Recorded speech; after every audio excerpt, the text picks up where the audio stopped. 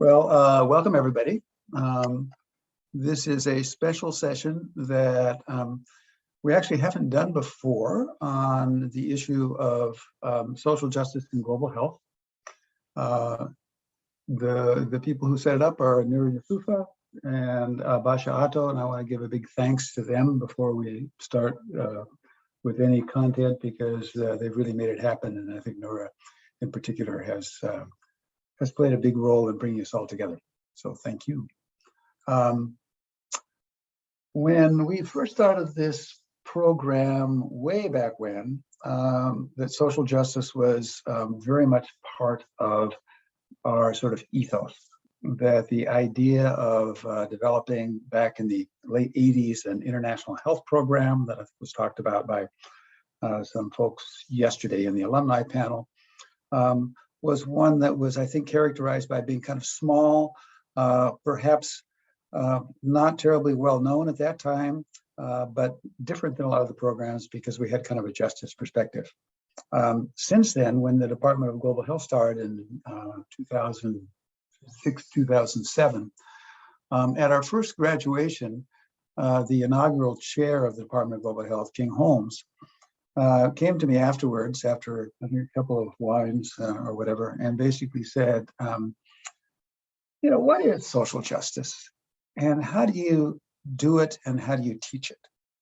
And I admit that at the time when he asked that of me, I didn't have a really quick answer, because it's not really clear exactly what it is. I mean, you sort of know that there are efforts to move towards social justice, whether they're in spheres of structural violence, racism, these kinds of issues, colonialism, but exactly what it is and how we do it is not an easy thing. So we decided that we would get a panel together to address some of these issues. And today we have a particularly interesting panel, I think, that it's 4 faculty members who have tried to do the kinds of, to embark on the efforts towards social justice in the context of their day-to-day work. And so what I'd like to do is to start out by introducing the 4 members of the panel who are going to be here. And I think hopefully people are coming in here. Folks have been a little late. And then to have each one of them give a little bit of a sense of how they view social justice and how they've tried to incorporate it into their work. Much of this comes also from, I think, concerns that students have had over the years about some of the teachings we do regarding justice and health. And then finding jobs that may have a kind of disconnect with the idea of doing social justice and the day-to-day work that they do. And I'm hoping that some of the faculty members in this session can talk to that. So let me introduce the 4 faculty members. One is Angela Micah, who is an assistant professor at the Institute of Health Metrics and Evaluation, IHME. And her research has focused on tracking development assistance for health and evaluating health financing policies in low and middle income countries around the world. She's got a PhD in global health management and policy with a specialization in health economics from Tulane, an MA in international development and economics from Yale, and a BA in economics from Oberlin. So she's got very high degrees. She's an alumnus of the World Bank Fellowship Program. We also have with us Ali Maqdad. He's a professor of health metrics science at the Institute for Health Metrics and Evaluation, same organization that Angela's in. He is the chief strategy officer for population health for the Population Health Initiative here at the UW, which is a very big thing. And he's kind of nurtured that along since it's begun. He directs Middle Eastern initiatives for IHME, and he's built on the IHME's presence in the Middle East through new research projects, dissemination, uptake of their methods and results, and consultation with regional leaders in population health. He worked at the CDC for years, since 1990, and he's had numerous positions within their international health program, and has been kind of the guru of surveys and survey methods for many years. He's also been involved in a fair amount of social justice work around Yemen, and I hope he'll talk about that.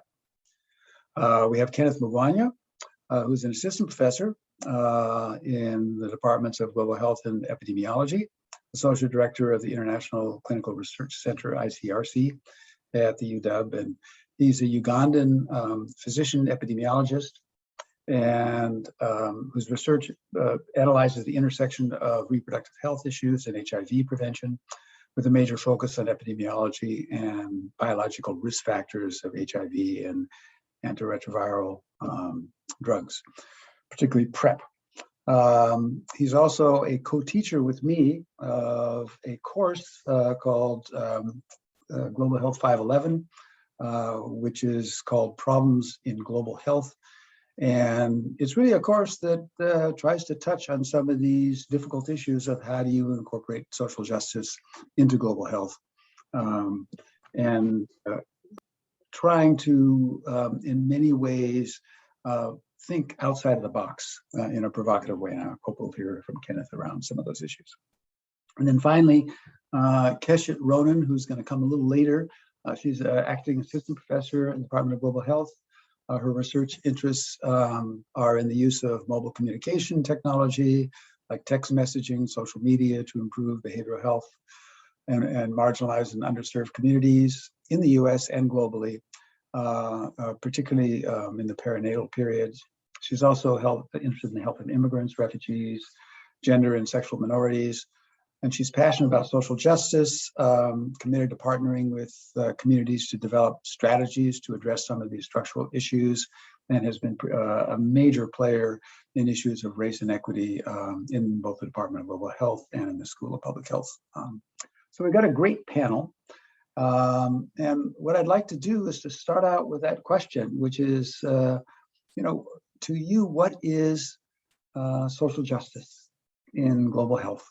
And how do you address it, both on a sort of personal level and within the context of your work or not? And I think we'll start with Kenneth, if that's okay with you, Kenneth, and then go on to Angela, Ali, and Keshet as they go. Okay? Yeah, excellent. Thank you, and thanks for the kind introduction. Like you mentioned, I think in the preamble, this is a construct which is really hard to comprehend around. You know what you are supposed to do or what is lacking, but how to really put it in words, what it is to you. Conceptually, for me, I think social justice, I view it as understanding that individuals in a society should be able to live in harmony with the common goal, but also where people are accorded equal rights and opportunity. And if any of those is not achieved, then you have these struggles of trying to figure out how do you bring up that to everyone. And one of the things which I always want to be clear, and my own understanding, is not that when we talk about social justice and talk about equality, we don't mean that equality means that everything has to be equal at you. It's because people are at different stages, and therefore you have to find them where they are for you to be able to achieve inequality and access to opportunity in that. So to me, that's always the issues. You can't say you give the same amount of opportunities to everyone, and that in a way you think you're going to bring up everyone, in part because people are at different stages. So to be able to make sure that all have the same opportunities to be able to achieve their potential, you have to find them at the level they are.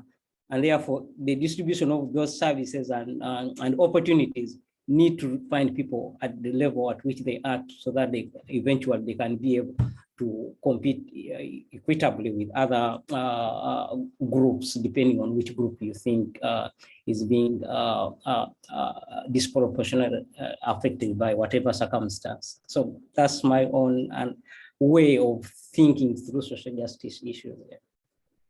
All right, thank you. Angela, did you want to give your perspective on what you consider social justice and how you have sort of addressed it in your own work?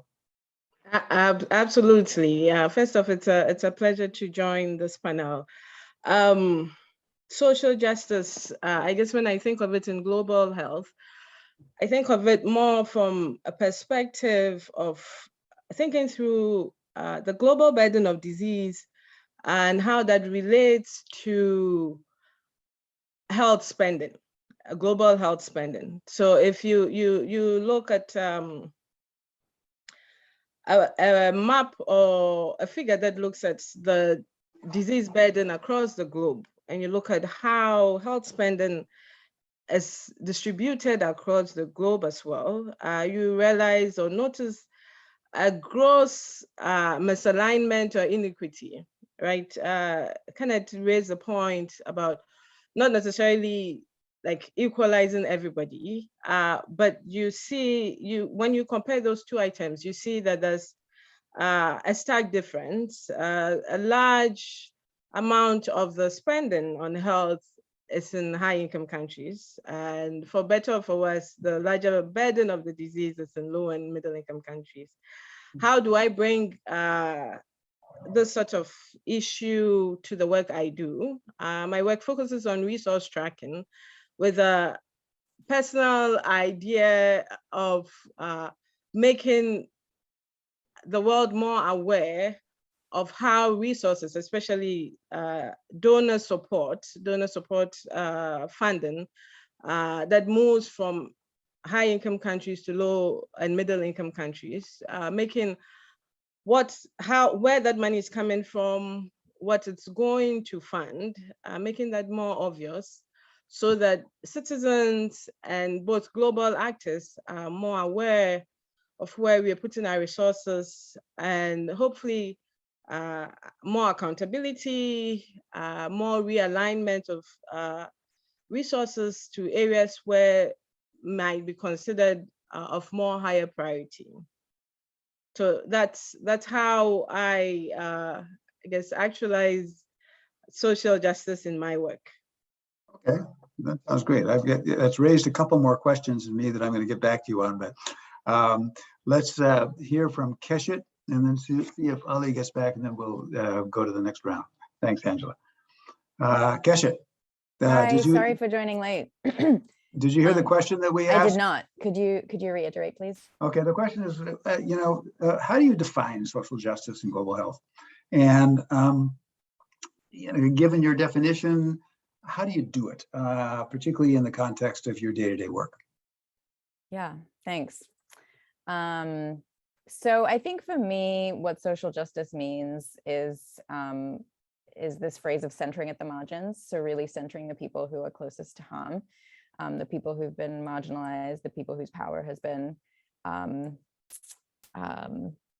disregarded. And so I think it's interesting to think about how I bring that into my work. I feel like for a long time I didn't. For a long time I felt like the ways that I pursue social justice in my life don't have to happen at work. And I just, I'm a community organizer. I do other things outside of work. And I think slowly over time, I have tried to bring more of that into my work, actually, so that I could bring more of myself to my work and so that I could feel more fulfilled. That's the truth. And so I think the way that it's shaped my work over the last few years has been moving me from, I actually trained as a basic scientist. And when I was in the lab, I just felt so far from this idea of social justice. And so I kind of moved more into public health and have tried to pursue projects where I'm really working in partnership with community. using community-based participatory research. It's also pushed me to get more involved with institutional social justice work, and thinking about how we bring those values into how we do our work within our institutions, into our classroom conversations. So I think those are a few ways where I've tried to think about that in my work. Okay, great. Well, you've created a theme that I think we all want to get back to, which is this idea of how much do you do in your work and outside of your work, because I think all of us are kind of doing both in some ways. And I don't see Ali Maqtad yet on the screen. Noura, should we, is he coming? Ali won't be able to join us, unfortunately. Oh, he won't. Oh, okay, that's too bad. Okay, but we have a great panel, so I think we'll do very, very well. So you've all talked about the kinds of stuff that you do sort of in the realm of justice. What kinds of sort of pitfalls have you seen in your day-to-day work in terms of moving towards justice? You know, thinking of what you said both in your research, Kenneth, and in your teaching. You know, what are the stumbling blocks that you've seen? You know, Angela, you've talked about some of the issues around defining where the money goes, you know, and how it relates to burden of disease. You know, to what extent have you seen that actually make a difference in terms of the global health or some of the structural issues around global health? You know, is there a disconnect between the money that goes in and the needs that they have, and what do you do about it? And the same in terms of some of the things that you've been talking about, Keshet, is that, you know, what are the stumbling blocks? What are the pitfalls that you've had? So let's start again with Kenneth. I'll start with potentially what you mentioned earlier, like the class we teach. Part of the concept of our class, which we in ourselves we think is provocative, is understanding that how the problem is defined dictates so much whatever is done or whatever is not done. And so in the understanding, part of the issue is who defines what the problem is?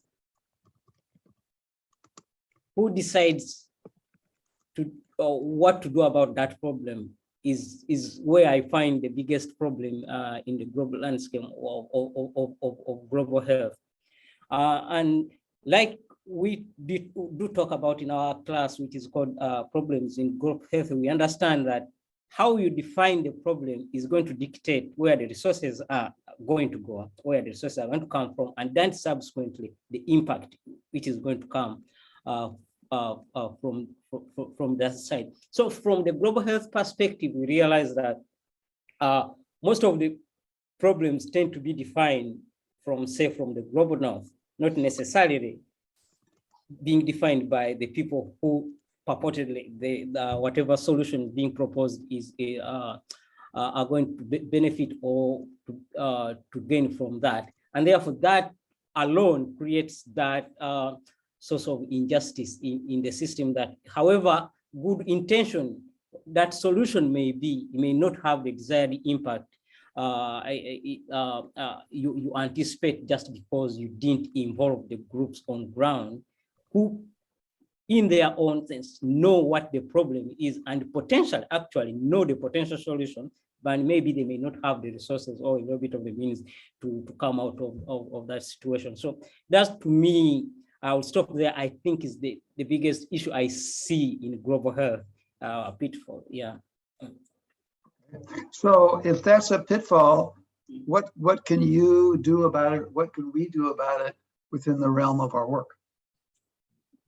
Good question. As an individual, it is hard to say that you can move these huge, but you hope that you can contribute towards a movement which can be able to address that. And part of what we do, what we've done, me and you, is when we are teaching this class is to be able to enlighten our class and share these experiences from people who come from different parts of the globe, to understand actually how that is really important, how define the problem and who actually defines the problem is critical, always at the center of these tensions between potentially, if I may just use the term, between the North and the West and the South and the North. So part of my small contribution is really in that class, hoping that we can create a significant amount of group out there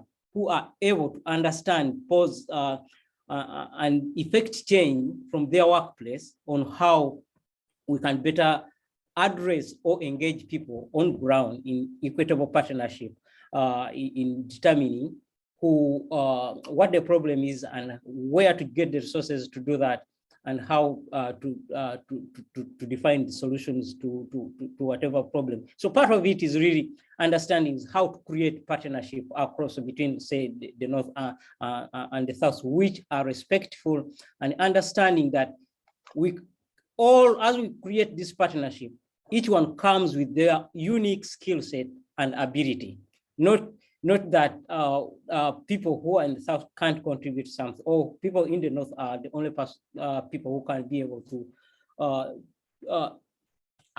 substantially have impact on all the decision-making responsibilities. But knowing that people in the North have strengths which they bring to the table, and people in the South have strengths which they bring to the table. And if those two work in harmony with mutual respect and understanding that the abilities on either side of the table, we can be able to achieve better impacts than if it's a unilateral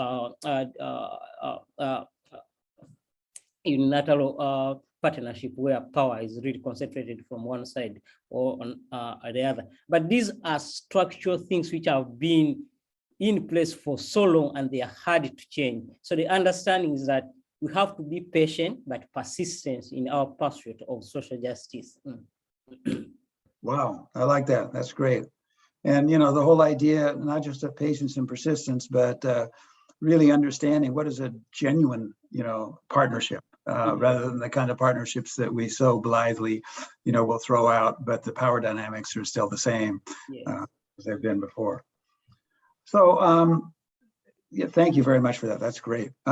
Angela, I suggested to you that, there's sometimes a bit of a disconnect between the money that goes out there and what Kenneth just talked about, and some of the power dynamics and the control of that money, and the so-called beneficiaries who may have other ideas, whether their burden of disease is different, or whether, we're talking about maybe not wanting to follow what the people in power from the North are saying. What can you do about that in the context of your IHME work? Yeah, thanks, Steve.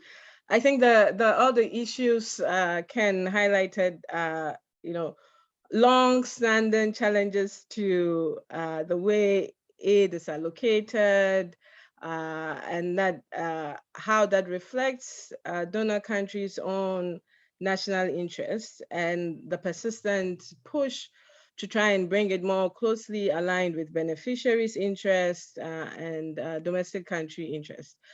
What do I see as a good solution? I would say I think one positive maybe awareness that the COVID pandemic has helped us achieve, right, is this more popularization of the idea of a global public good, being that if there are like health challenges elsewhere, given how easy it is to move around globally, advanced countries can not just, or high-income countries can not just, shut themselves off. Inevitably, problems somewhere far off will show up at your doorstep. And so I think it's increased, or hopefully, I should say, hopefully it's increased the global awareness and developed a little more solidarity in terms of supporting perhaps tools and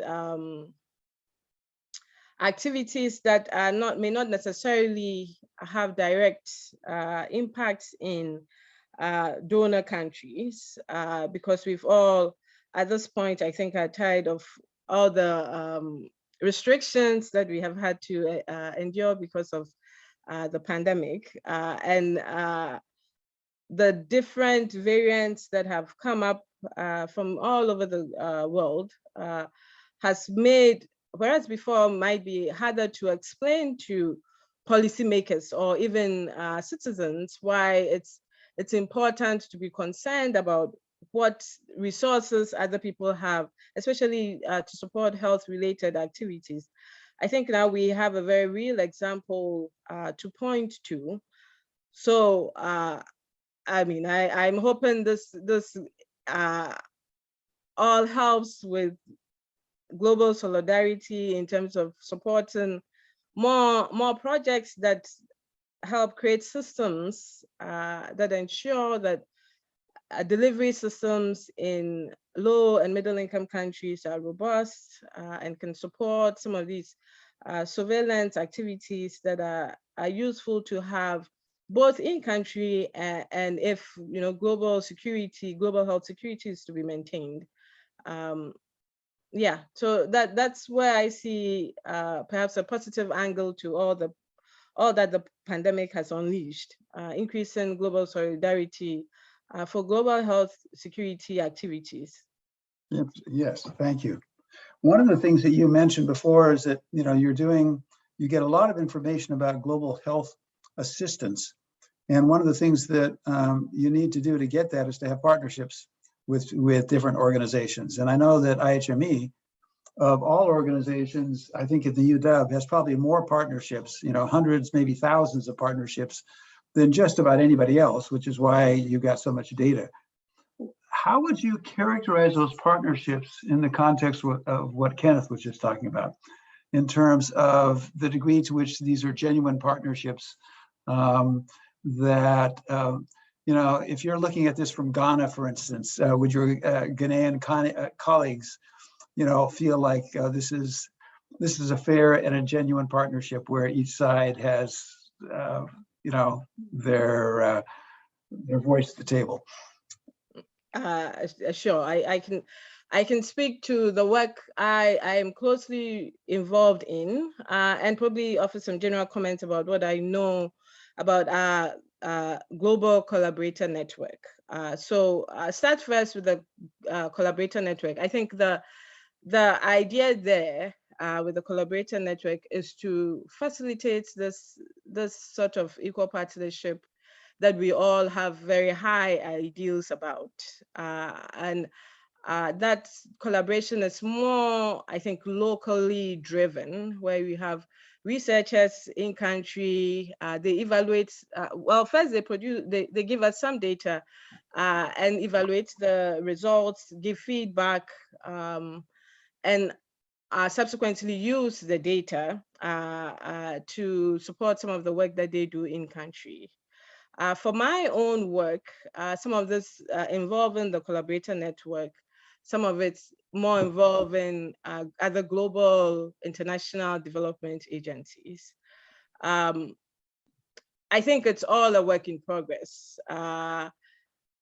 Where there's an exchange of data, I think we've endeavored in the past to share results, or at least preliminary results of work that we've done based on data we've received, so that collaborators can give us a good assessment given their more direct relationship or understanding of how that data was generated or what is happening in their own organizations.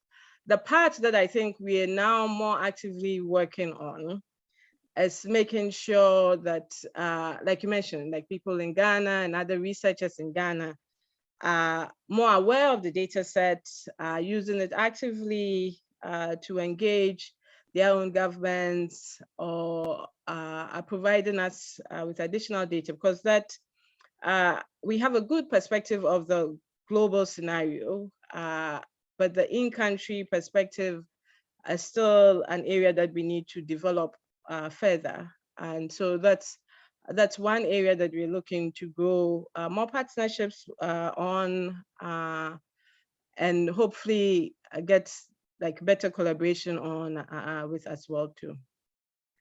Great, thank you. That sounds great. And Keshet, back to some of the stuff that you were talking about, sort of working both inside and outside the institution, the beast. You know, how do you manage to do both? I mean, I can imagine that trying to deal with both your day-to-day job, to deal with some of the issues of racism, power, privilege within this institution, and then doing it in the communities outside the job sounds like about 100 hours a week. How do you manage to sort of balance these kinds of issues? Yeah, that's a great question. I think for me, there is resilience in resistance in the fight. Like that is resilience for me. And so I think that to leave the institutions that feel oppressive and to be out in the world, to be in my community, to be in the communities that I feel connected to, is restoring for me. And so I guess that's, I don't think of them as being, you know, equal sources of burnout, I guess. But there are also only 24 hours in a day. And so, you know, I think I definitely used to do more community organizing when my job was less demanding. And I think that is something that I often think about is, you know, where do I want that energy to go? And I think everyone does that a little bit differently. Maybe that pursuit for social justice is through your work, maybe it's not. And finding ways to do it that feel like they tap into your resilience rather than draining you constantly. I don't know if that answers your question. Oh, it totally does. It's really nice to sort of think about sometimes the extra hours you spend actually give you more energy. Yeah. How about Kenneth and Angela? Just that whole issue of the sort of inside, outside, or work versus the stuff that you do on the outside to address the social justice issues that you're passionate about.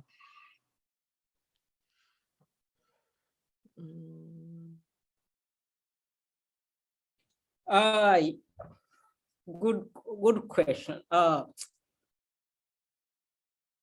That's a hard one because part of what I do and which I value actually, I think it's an indirect way of doing it. I may not consciously do it. I think like working, being a faculty at UW, for most academic institutions, there's always the distribution of the faculty, either leadership or faculty composition is a little bit skewed.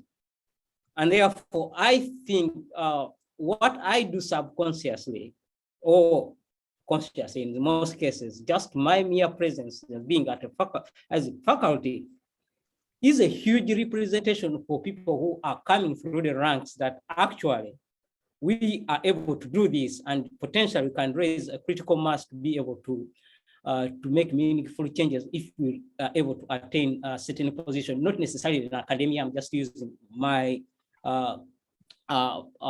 my position in academia but even in other organizations, whether public or private. I think to me, actually, I've been reflecting so much on what my impact just being there, even without doing anything, what it could be. But you can't quantify that. It's hard to say. So the goal is, what do you do when you are in such a position? Is a big ask, especially if you don't have a critical mass number, because you have so many people who look up to you and they do come knock to your door to offer guidance and wisdom.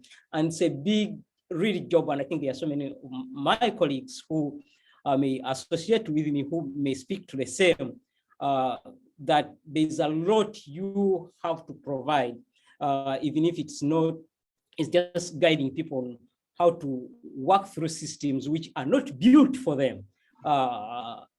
Systems which may are interesting to decades and centuries of these injustices, and however much they are trying to change, it's a slow process. So how do you become build that resilience Keshet is talking about to be able to push through even when you think what you are asking for, people are willing, but still for them to make meaningful change is going to take a lot of time, because these are things which have been entrenched for decades and forever. So part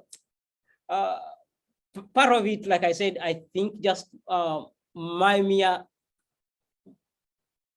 small degree of success that I've been able to be a faculty member, I think is a huge contribution, and I don't want to take that lightly. And I hope people use that as an inspiration alone.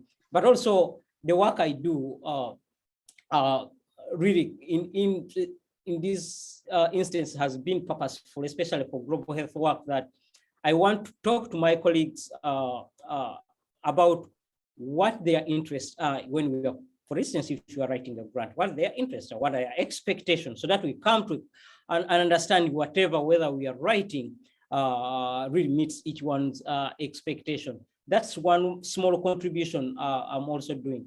Part of the class we do is really engaging class in critical thinking, things beyond what they are normally, or what they normally read, or what other people say, to try and view, to try and critique the world from the other side, other perspectives which are normally generated, which are taken as common wisdom, and to try and see whether we can be able to challenge those. So those are my ways of contribution. I think I've been trying to use on how I can potentially, in my personal capacity, to be able to contribute. But you have to be part of the movement. You can't achieve this as an individual. You have to create, to be able to push, to create a critical mass around common ideas, to be able to have meaningful impact and change moving forward.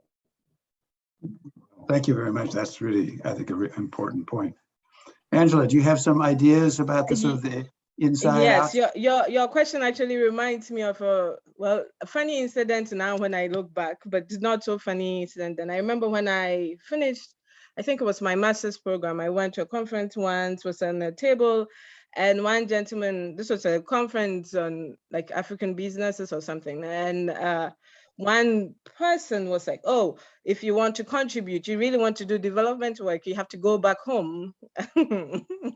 And I had just finished school and was just trying to figure out how best I could, what to make of my own life and journey. And so for a while, that was something that I guess I struggled with, right? Having an interest in using whatever resources or resources I had to support the betterment of Africa, right? And feeling like I still need, I wanted to live abroad. How did I eventually reconcile that? I think at that same conference, one gentleman approached me and was like, you know what, it's important to go home, and you should go home, but you should not go home until you're ready to go home, until you have something to contribute. And that helped me, at least at that stage, take a step back and actually be more comfortable trying to achieve all that I could achieve abroad first, right? And I think over time, I've realized that one way that I make sure I never lose sight of that goal or that personal mission, right, is to maintain very active relationships with people, both on a personal basis back home, as well as for my academic work with people in the universities in Ghana and other African countries, so that some of the concerns they have that might not be immediately apparent to me living outside the continent will be things that I am aware of.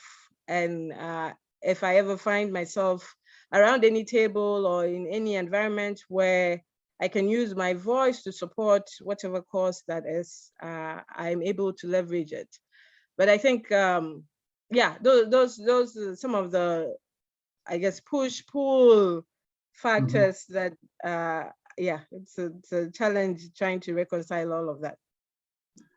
Thank you. Those are great insights, and particularly for folks who are, you know, inevitably told the same things that you're told about, hey, I got to go back to do all these. And, you know, I confess, I've said that myself to some folks, and, you know, what you're saying has made me think, well, maybe that was not the best thing to say at the time. So I just, a little time check here, which is that we have students, you know, we have open chat box for questions that people have. So please ask, check them if you can.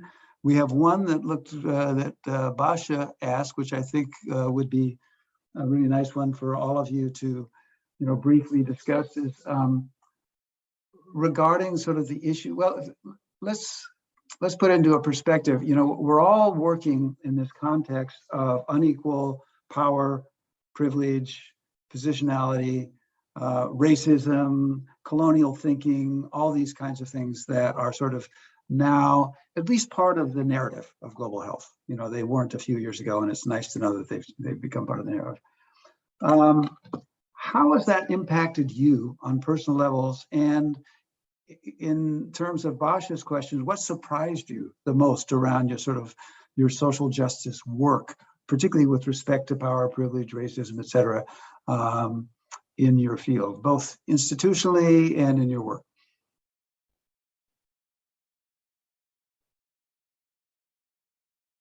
And any one of you can start. There's a quote by Chinua Achebe that I often come back to. It goes, I think the story of the hunt will always glorify the hunter until the lion or whomever has their historians or have their writers. Right. Yeah, and so for me, I feel like the way I contribute, it's accepting that even in my position, I have a lot of privilege. Yes, my positionality has its own like questions, but if accepting that, I think I aim to speak up, to bring other issues that, especially in the environments that I generally operate in, bring other perspectives, especially from low and middle income countries, to the table for discussion, not necessarily aiming to be the sole representative. But I think there are certain things that not having had like lived experiences, not anybody's fault. It's just not something that's like constantly apparent or immediately apparent to others. So accepting my own privileges, having been able to do a lot of my studies abroad, and being able to be successful in all of that, I still see that as a position of responsibility, and being able to speak up, to share, to be present in spaces, to sort of give other perspective on issues. Nice. Thank you. Kenneth or Keshet? Yeah, could you rephrase the question again? What I got is the current situation and all that. I'm optimistic in part because it is being discussed now, and so everyone really, it is on everyone's agenda. That alone, it's a small progress, but I think it's a progress in the right direction. Part of the issue with social justice, like I mentioned earlier, has to do with time. These things take time. So we have to to understand meaningful change will take a lot of time, but it is positive. But what gives me a lot of energy is most of this movement is really driven by young people. Most of these changes and all the discussion are being driven by young people who are challenging the status quo. For people of olden age who are thinking for things decades and centuries, going to say, no, the reality is different. This is how we want our world to be. And I think that gives me hope. But it's a daunting task because some of the biggest things which are required to change are structural. And most people who make structure changes are from that generation. So it is a big task to try and make sure that the needle we move, however small, is sustained and lasts long. But I'm optimistic because Steve and you and I can testify to this. What an enriching discussion we've had with our students in this class of our problem in Gulf Health, where people are coming from all different parts of the world and they are sharing their experiences, including students from here, from the US, were so much passionate about making sure that the social justice remains top of the agenda, both in the institution itself here, but as well as beyond the institution. So that is the one which gives me hope. I will take your question along this direction. But there's a lot of work to do, but it's about being able to build a critical mass and getting people who are in position of power to be able to see that light, or who people are able to make the change to be able to get that information or listen to what other voices are saying. Thank you. And I hope all of you potential students who may be thinking about coming here next year, remember that we're counting on you to the youth of, not necessarily youth, but sort of the new voices to push us beyond where we've been, because I think that we all need that. Keshet, do you have something to add? I think it's been well said. I think that I totally agree, Kenneth, that it's been really encouraging to see this surface as a conversation. And it's also been a good reminder that progress isn't always linear, and we take steps forward and back and sideways, and you know, people are excited about a thing and then other things happen and something gets deprioritized and conversations sort of move in different ways. And so, but I agree, I see change. And I think that, I think one thing that has surprised me actually is how many people are now willing to talk about colonialism, are now willing to talk about racism, and actually sort of like nodded along, like, yes, I've been thinking this too, you know, which I think is cool. You know, we sometimes think like, am I the only person who sees that something here feels wrong? And actually lots of people do, which can be really reassuring. And I've been affected by it, which is what we're going to do. So we have 6 minutes left and two fabulous questions from the students or the audience here. So I'm sort of thinking of, I don't know how we should do this. I'm sort of thinking that why don't I read them both out? I mean, you can read them, but and give you each a chance to answer the one or both that you want to answer. How's that sound? One is, how would public health researchers, this is Judy Machuca, who asked, how would a public health researcher or professionals evaluate the extent to which recipient communities feel social justice has been achieved and achieved sustainably in global health? How would you evaluate the extent to which they do that? And then another one is much more personal, which is, how do you balance your efforts to achieve social justice versus appearing to be radical? And therefore, you know, I assume kind of marginalized, because I know that that's certainly happened to me and some of my colleagues. And how can this affect your career growth? So one's very personal and one's kind of institutional. And why don't we give each one of you guys maybe 2 minutes of that, so that we can be fair. And let's start with Angela. I'll go briefly. First one, Oh, okay. I don't really have an answer about the evaluation, but I think more on the academic side. For me, I think what is beneficial is really, I think what it was talking about, involving the communities in whatever work you do from the inception, to me, is more important than anything else, or whether you even want to evaluate that. So to me, that is the goal.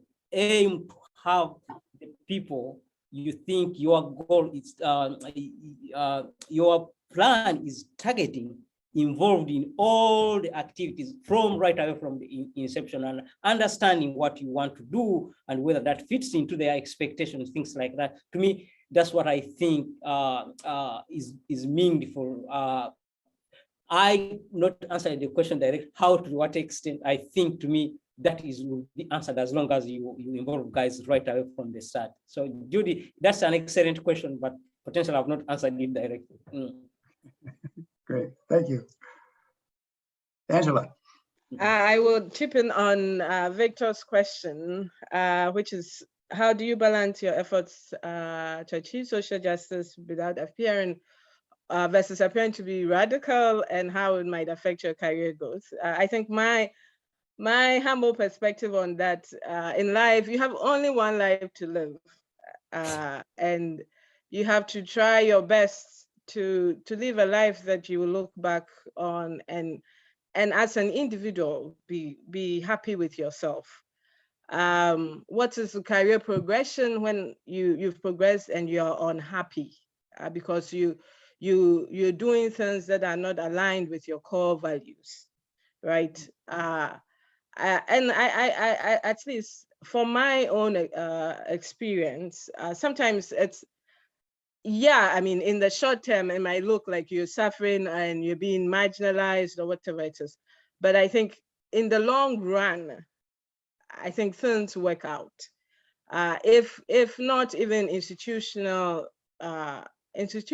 I think on a personal level, your personal integrity, in my mind, is priceless, and I wouldn't let anything compromise that. It's easy. I think they say when you're older, you say more of what's in your head. When you're younger, you're so worried about what everybody else thinks and all of that. And being concerned about your career growth is important. But I would humbly submit that, you know, progressing in your career when you really have sold all of your soul and are unhappy as an individual, it's not worth the bother, if you ask me. But Yes, that's my honest feedback. thank you. I like that. You've got to sleep at night, right? Yes, I am a big proponent. I like to sleep in peace. Great. Keshet, what do you think about that? Yeah, Angela, that was so inspiring. I agree with both what Kenneth said and what Angela said. And I guess the one thing I would just add is that I think that different people's positionality and access to power and privilege determines what types of risks they can take. And so I think it's also really important to know that sometimes it's okay to just keep quiet because it's just too risky given your positionality and your power. And so I think we all need to strive to be like Angela and truly embody our values and take risks and sleep at night and feel good about our life when it comes to an end. And I think we also have to give ourselves grace, you know, and I say this as someone who is afforded a lot of privilege as a white person, and we don't all get that. Great. Thank you. Anybody have any parting shots? We're 1 minute left. Well, I think in some of these movements, it's important to try and build allies, find allies. Yes. You can only make meaningful change if you find allies from people from the dominant group of people who determine all these decisions. So I think that is really critical. For the students who out there who are making up their decision, we are an open university where we like ideas to be exchanged, whether you agree or disagree.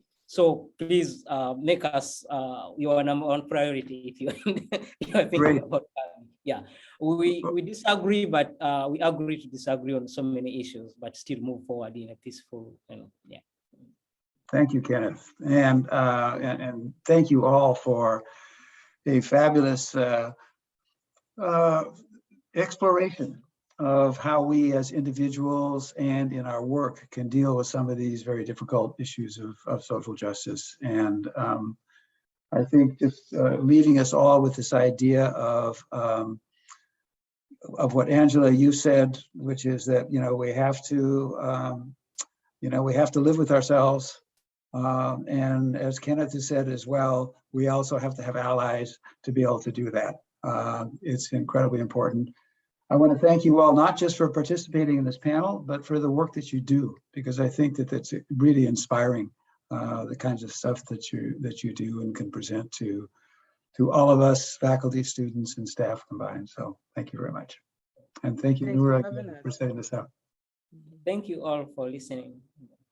Thank you all. you. And admitted Okay. students, current students, if you'd like to be connected with any of our faculty, please reach out to me and I'd be happy to make that connection if you wanted to further any of these conversations. Thank you, Steve, for moderating this. You did a phenomenal job. Thank you so much. Thank you. All right. Okay. Thank you all. Bye, Take care. everybody. Bye. Bye.